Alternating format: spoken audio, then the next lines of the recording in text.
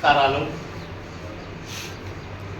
రాయలసీమ దత్తపుత్రుడిగా చాటుకున్న మహనీయుడు స్వర్గీయ నందమూరి తారక రామారావు గారు శతాబ్దాల సీమ కరువుకు శాశ్వత పరిష్కారం చూపాలనే ఒక సదాశయంతో చేసిన ఆలోచనల ఫలితంగా రూపుదిద్దుకున్నవే హంద్రీనివాస్ సుజల స్రవంతి, గాలేరు నగరి సుజల స్రవంతి రెండు పథకాలు ఒక్కొక్కటి 40 టీఎంసీల సామర్థ్యంతో రాయలసీమ 4 జిల్లాల్లోనూ కరువు పీడిత ప్రాంతాలకు తాగునీరు, సాగునీరు అందించడానికి ఉద్దేశింపబడినవి ఈ రెండు పథకాలు.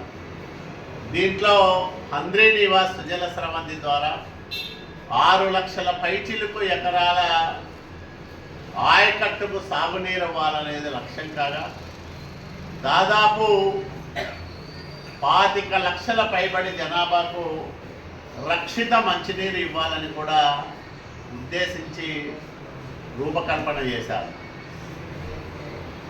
ఎన్టీఆర్ కళల రూపమైన హంద్రీనివా ప్రాజెక్టుకు మొట్టమొదటిసారిగా ఉరవకొండలో చంద్రబాబు నాయుడు గారు శంకుస్థాపన చేశారు. తర్వాత వచ్చిన ప్రభుత్వాలు కూడా కొన్ని పనులు చేశాయి. 2014లో చంద్రబాబు నాయుడు గారు ముఖ్యమంత్రి అయ్యే నాటికి హంద్రీనివా కాలువ నీటి ప్రవాహ సామర్థ్యం ఎంత ఉండేదంటే 700 క్యూసెక్కులు మాత్రమే ఉండేది. అంటే 3850 క్యూసెక్కుల నీటిని తీసుకోవాలని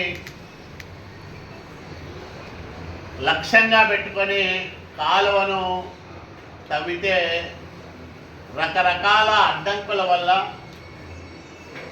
2014లో విభజనానంతర ఆంధ్రప్రదేశ్ రాష్ట్రానికి చంద్రబాబు నాయుడు గారు ముఖ్యమంత్రిగా ప్రమాణ స్వీకారం చేసే నాటికి హంద్రీనివా కాలువ ద్వారా 700 క్యూసెక్కులకు మించి ఒక్క చుక్క కూడా ఎక్కువ నీళ్లు తీసుకునేదానికి అవకాశం లేకుండా ఉండింది.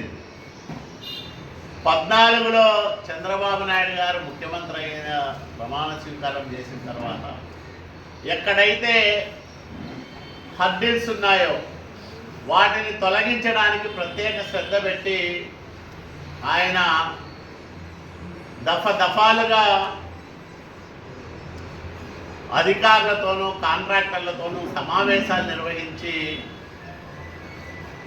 పనులు చేయించిన ఫలితంగా 2016 నాటికి 2 సంవత్సరాలు గడిచిన తర్వాత హంద్రీనివా కాలువ మొదటి దశలో అంటే మల్యాల నుంచి జీడిపల్లి దాకా ఉన్న 216 కిలోమీటర్ల కాలువలో 2000 క్యూసెక్కుల నీటిని తీసుకొచ్చేదానికి వెసులుబాటు లభించింది. అంటే 700 క్యూసెక్కుల నీటి నుంచి 2000 క్యూసెక్కుల దాకా నీటి సామర్థ్యాన్ని పెంచిన నాయకుడు ఎవరంటే నారా చంద్రబాబు నాయుడు గారు. 2017 ఏప్రిల్లో తన పుట్టినరోజు సందర్భంగా అదనంగా తొలి దశ కాలువ పనులకు విస్తరణ మరింత చేయాలని మొదట ఏదైతే భావించామో 3850 క్యూసెక్కుల నీటిని తెచ్చుకోవడానికి అనువుగా పనులు చేయాలనే ఉద్దేశంతో 1000 కోట్ల రూపాయల నిధులను మంజూరు చేసిన నాయకుడు చంద్రబాబు నాయుడు గారు. పనులు ప్రారంభం చేశాం.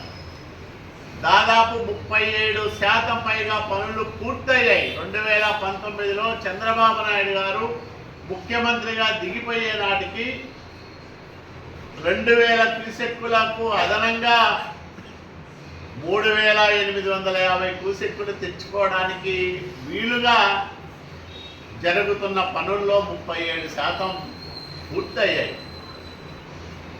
జగన్మోహన్ రెడ్డి ముఖ్యమంత్రి అయ్యాడు. అనంతపురంలో మీటింగ్ పెట్టాడు.